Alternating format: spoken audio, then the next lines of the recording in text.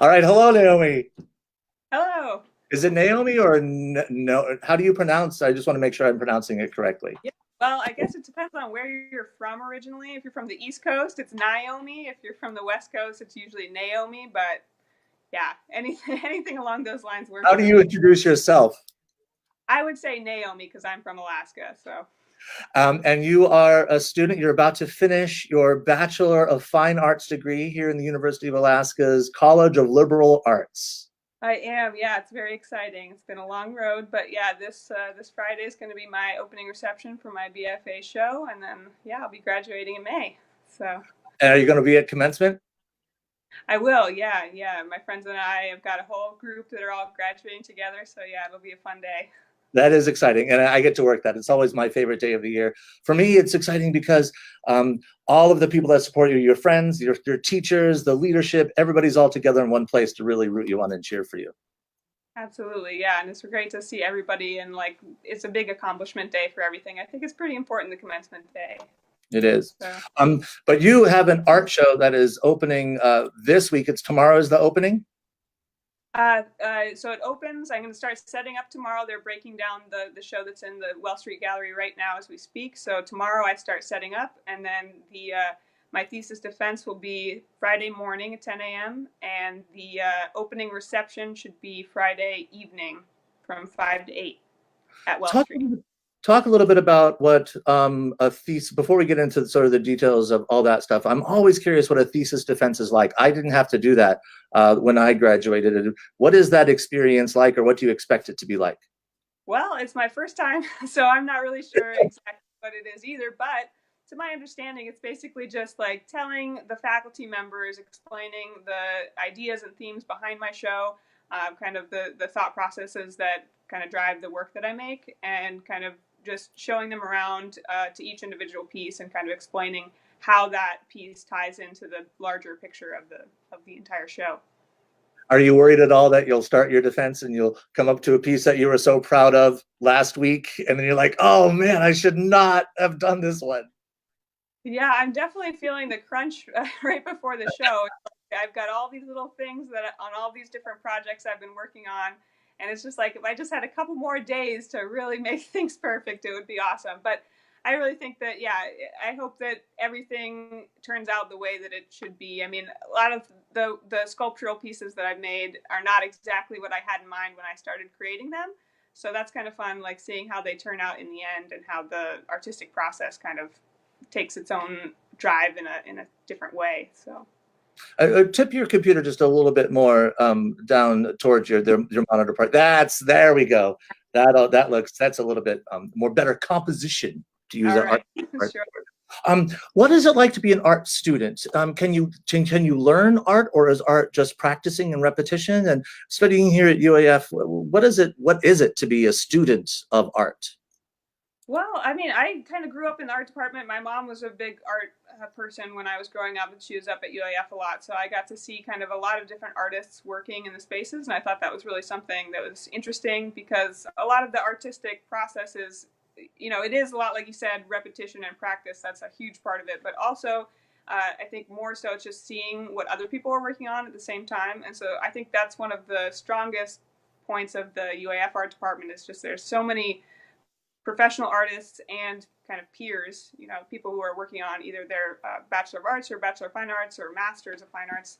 And you get to see what they're working on and incorporate like some of their ideas into your own work and see different techniques that they use and different tools and uh, effects that they can make. And so that's a huge part of it. In the art department, there's a lot of students that are going through exactly what you're going through right now.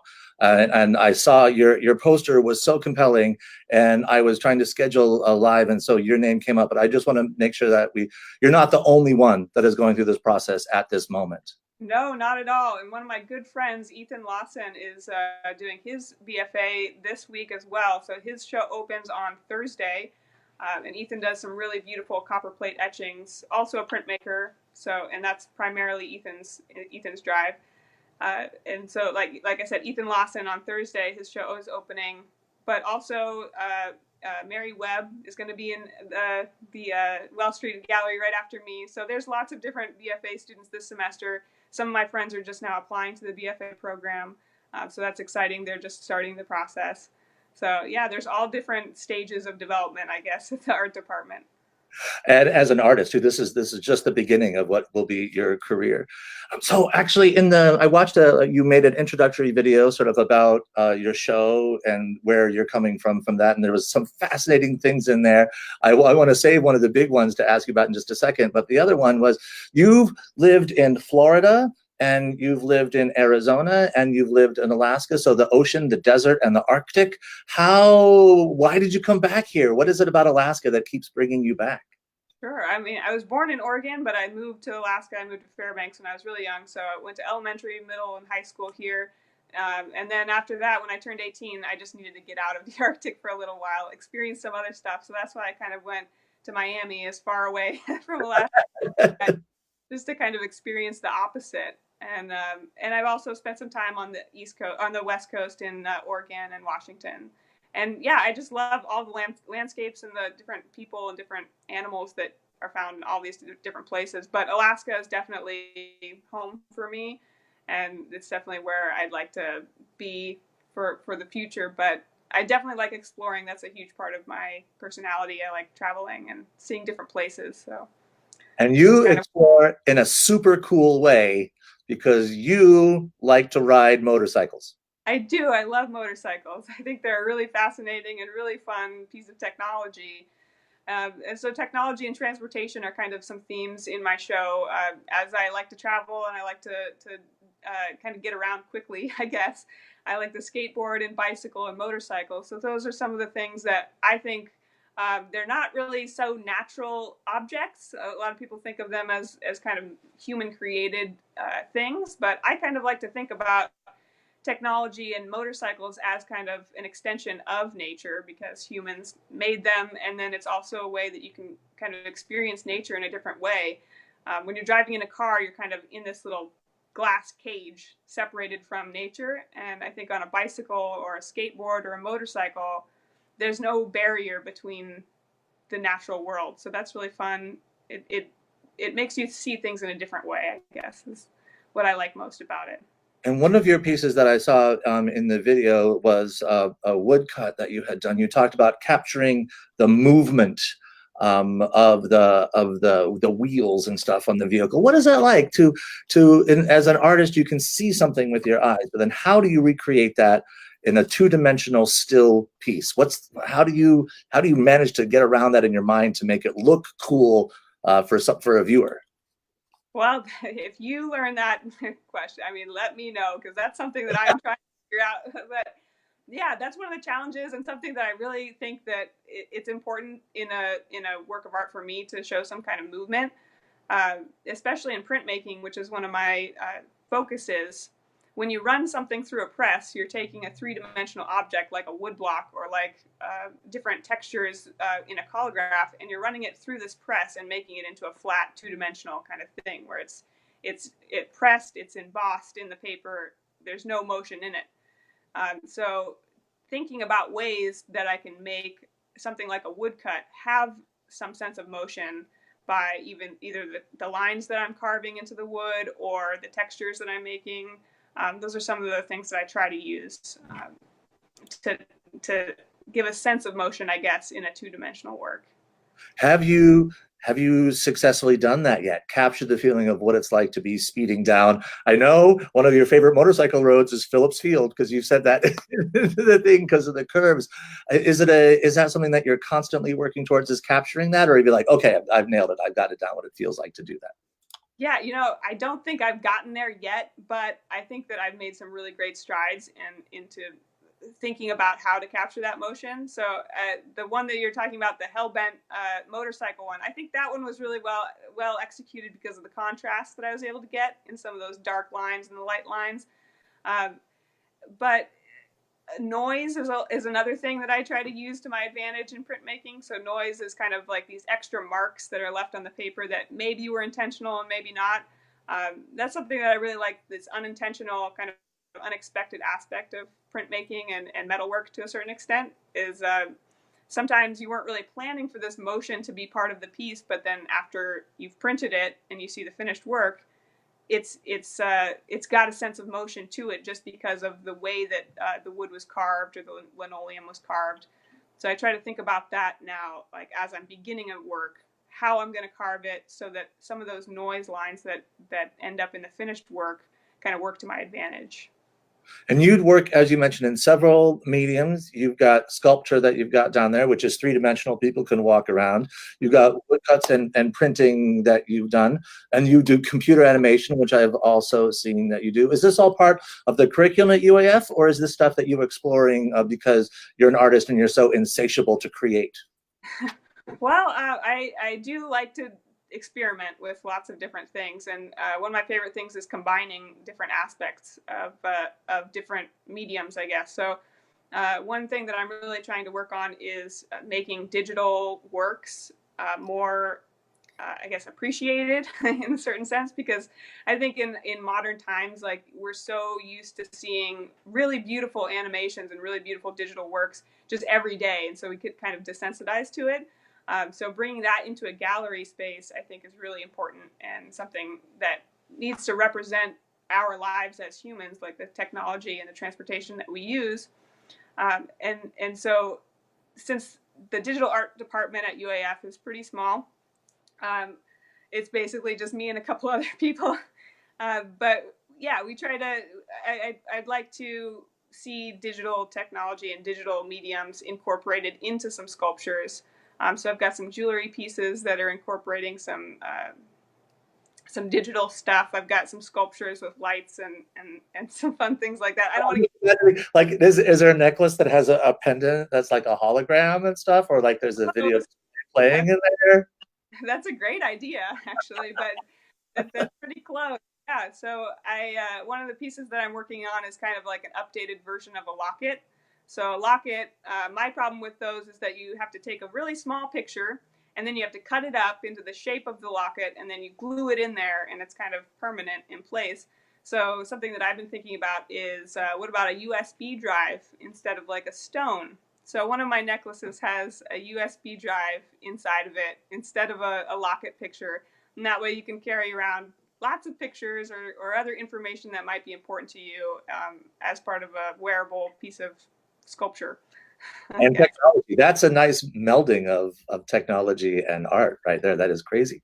What's it like to be getting ready for a show? I mean, you are putting your work out there for audiences to experience, to criticize, to enjoy. What's that like as a creator to put yourself out there like that? It's hard and it's definitely stressful, but you know, all I can do is like work as hard as I can and hope that people like it. Sometimes things don't work out exactly as I'd planned them, and I'm trying to accept that and work with that.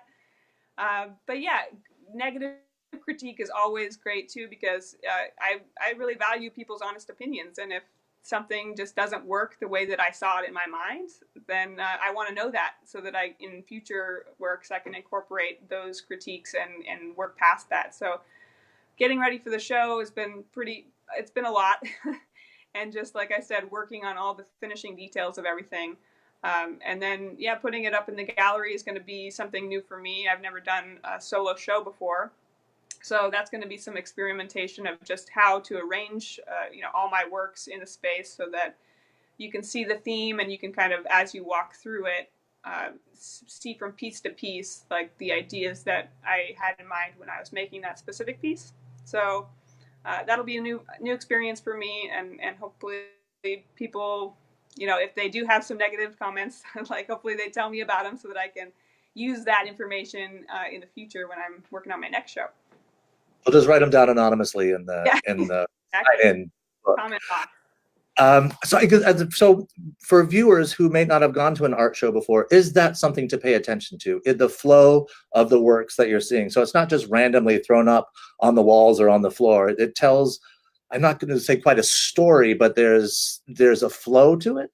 I think there should be kind of a story, and if not like a narrative story, at least kind of a theme that you can resonate with, and that you can see that the artist put a lot of time, not only into like the work itself, but maybe also into the framing, into the display of the three-dimensional work, and then where it's placed in the gallery in relation to, you know, where people are moving.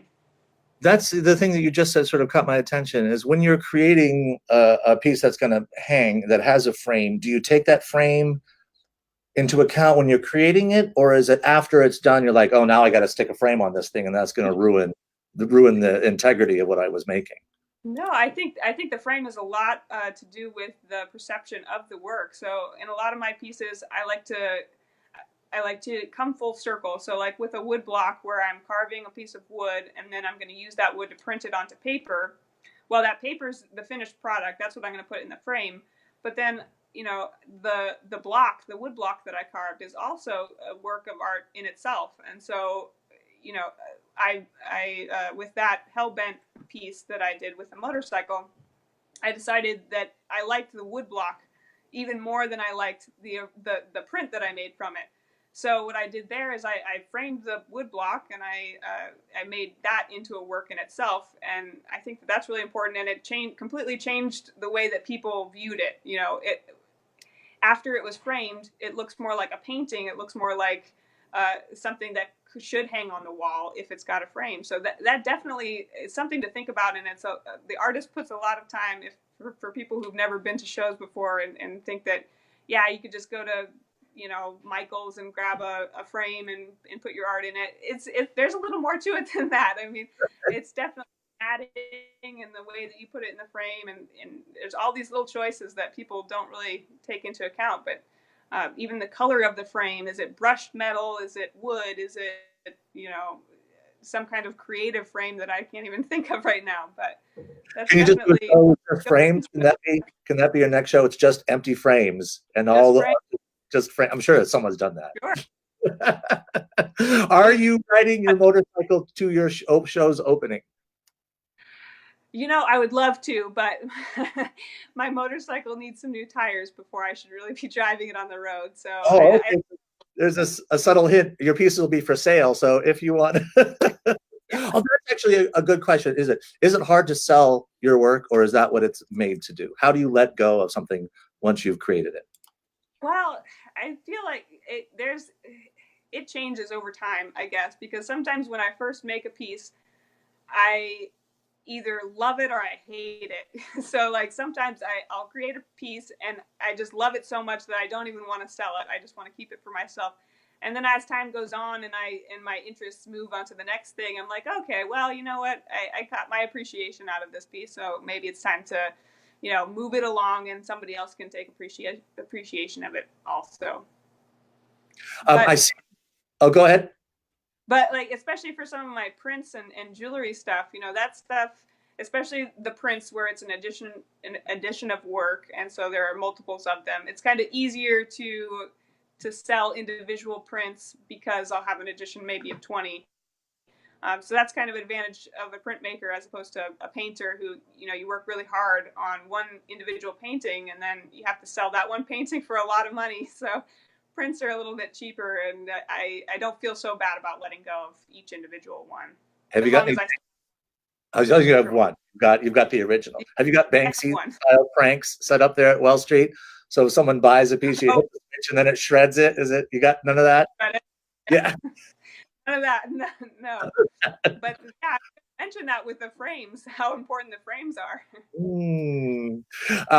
So just a couple of quick details, and there's one more thing I want to ask you about. So your show, you're setting up tomorrow, and people can come down to Well Street Company Art Gallery, which is on Phillips Field. Yes, it is. And just off of Phillips, down in the rail yards area. It's a beautiful, beautiful studio. I've been there many times. And that opening, they can come see it Friday. Friday's opening reception from 5 to 8. Yep. And then BFA presentations are going to be on April 27th. So if you want to come and hear about more of my work and some of the thought processes, public presentations will be later this month. So last thing is, I see hanging on your wall behind you is another piece that you mentioned in your video. It's the Hawaii thing, and you mentioned it was one of the most complicated pieces that you had made up to that point. There's mixed media. There's lots of little things going on there. Talk a little about the piece, because it's really, really beautiful piece. And I'll be sure to link the video down below so people can watch the video itself. All right. Well, yeah, thank you. That piece was pretty important to me because I had some friends who were living in Hawaii at the time, and I had just thought about maybe going to Hawaii during winter break when this I guess it's called the ballistic missile alert now on Wikipedia, but it was a mass text that was sent out to everybody in Hawaii that said that there was a ballistic missile inbound, seek immediate shelter, and this is not a drill. And so I was thinking about that and how people who are in Hawaii, which is such a peaceful place, and people are going there for vacations and probably relaxing with their families, and to have an alert like that just totally kind of out of the blue, that's something that kind of inspired me to make that piece. So I was going for like a really kind of stylized, kind of traditional Hawaii poster, travel poster, and then I want to kind of incorporate my digital aspects in there and kind of make it look like a cell phone screen where you would see a text message pop up that had like this terrifying, terrible news on it. And so, yeah, that process used a few of the different printmaking techniques that I had learned up until that point, which were the rainbow roll gradient. So I've got going from pink to blue to yellow, and then wood carving on top of that with the copperplate etching, which is where you see the text message. So you get this kind of grungy feel with the copperplate etching. And then some silk screen over that. So it's kind of almost every process in the printmaking studio went into that piece. So. Is that in your show? It is, yeah, it will be in my show. Thanks. Yeah. Naomi, thank you so much for taking some time to chat with me. Congratulations on completing this. Are you going on for a master's degree after this? Are you going to graduate school? Are you continuing your studies? Or you're like, I am good to go? Well, I definitely want to take a little break and just make some art that doesn't have anything to do, no assignments and no pressures in that way for a little while. But yeah, I think I would like to go to master's school sometime and get my master's degree. I hope to go somewhere with a little bigger digital art community, because I think that, like I said, working around artists who have other ideas, it's a great way to learn more and be inspired to create even better things. So yeah, definitely that's something I'm thinking about. Well, your work is a beautiful example of the things that you can learn and develop here, collaborating with people in Fairbanks on the University of Alaska Fairbanks campus. So it's great to see your stuff, and congratulations again, and thank you very much. Hey, thank you so much. This was fun. Bye.